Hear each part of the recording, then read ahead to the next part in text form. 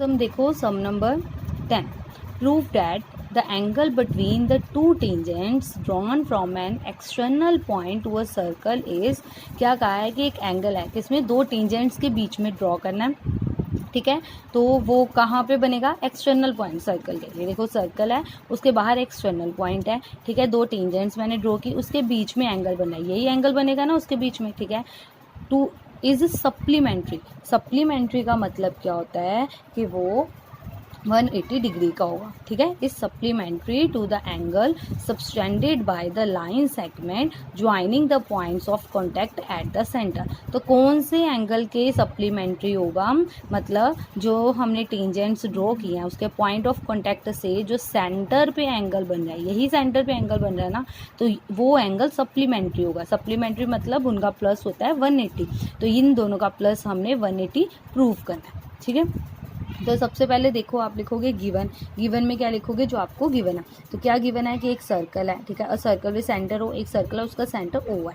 P is any point outside the circle, P क्या है, एक कोई पॉइंट है सर्कल के बाहर, from P Q and P R tangents to the given circle, जिसमें क्या है पी क्यू और पी आर टेंजेंट्स है, ठीक है। हमने टू प्रूव में लिखना है जो हमने प्रूव करना था। प्रूफ क्या करना है, ये ओ वाला एंगल और ये पी वाला एंगल, ये हमने 180 डिग्री प्लस करना ना, शो करना है, तो हम ये लिख देंगे, देखो एंगल आर ओ क्यू, ये वाला एंगल हो गया पूरा, ठीक है, plus angle Q P are, ये वाला पूरा एंगल, ठीक है। इसको 180 डिग्री शो करना है हमें, ठीक है।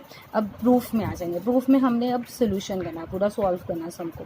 तो सबसे पहले तो आपको पता है कि ओ क्यू क्या है, रेडियस है, और पी क्यू क्या है, टेंजेंट है। तो इसका मतलब रेडियस परपेंडिकुलर होता है हमेशा टेंजेंट पे, तो इसीलिए ओ क्यू परपेंडिकुलर होगा पी क्यू पे, इसका मतलब ये जो एंगल है ये 90 डिग्री होगा। ये लिखा है, O Q is the radius and P Q is the tangent from point P to the given circle.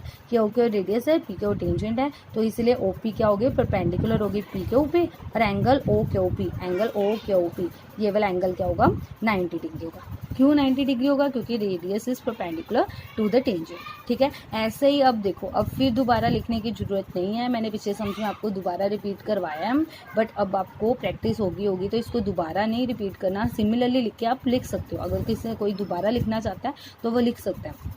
इसमें भी सेम ऐसे ही ओ आर रेडियस है और जो ये पी आर है ये क्या है, टेंजेंट है, तो ठीक है, ये वाला एंगल क्या हो जाएगा फिर 90 डिग्री, क्योंकि ओ आर परपेंडिकुलर होगा पी आर पे, तो इसलिए ये 90 डिग्री। तो मैंने सीधा लिख दिया angle O R P is equal to 90 degree. जब आपने सीधा लिखना है तो आप सिमिलरली वर्ड यूज़ करके उसको लिख सकते हो, ठीक है। अब आपने क्या करना है, अब आपने ये पूरा का पूरा क्वाड्रिलेटरल लेना है, आर ओ क्यू पी, ठीक है, ये वाला आर ओ क्यू पी, ये पूरा का पूरा क्वाड्रिलेटरल लेना है। आपको पता है क्वाड्रिलेटरल के चारों एंगल्स का प्लस कितना होता है, 360 डिग्री। तो आपने ये चारों एंगल्स को 360 डिग्री के इक्वल करना है। ये देखो मैंने लिया, now in quadrilateral R O Q P plus angle O R P plus angle O Q P plus angle Q P R is equal to 360 degree, ठीक है। अब मैंने दो एंगल्स निकाले हैं जिनकी वैल्यू 90 डिग्री है, जो राइट एंगल थे, एंगल आर और एंगल क्यू, ठीक है। इन दोनों की मैंने वैल्यू पुट कर दी, इन दोनों को प्लस के आ गया मेरे पास 180 डिग्री, ठीक है। जब ये 180 डिग्री उधर जाएगा तो आ जाएगा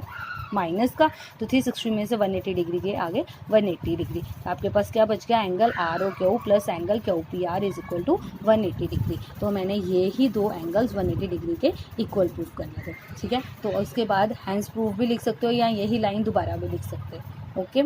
इसके साथ आपके 10 सम्स हो गए हैं, बस आगे हमने 13 सम्स हैं तो वो ही कंप्लीट करने हैं, तो वो नेक्स्ट वीडियोस में मैं आपको सेंड कर दूँगी। आप अपनी कॉपीज़ को कंप्लीट कर लो और इन सम्स को रिवाइज करते रहो, ओके, थैंक यू।